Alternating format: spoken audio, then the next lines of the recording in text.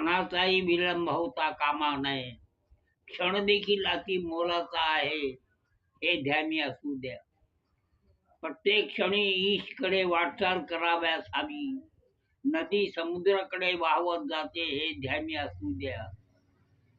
मुंग्या आपले अन्न सदा शोधित असतात, तसे गुरफटलेले राहू नये जगात हे ध्यानी असू द्या. श्रेष्ठ कुठल्या कारणाने बनविले गेले आहे मानवास, त्यास ईशची प्रार्थना करणे आहे हे ध्यानी असू द्या.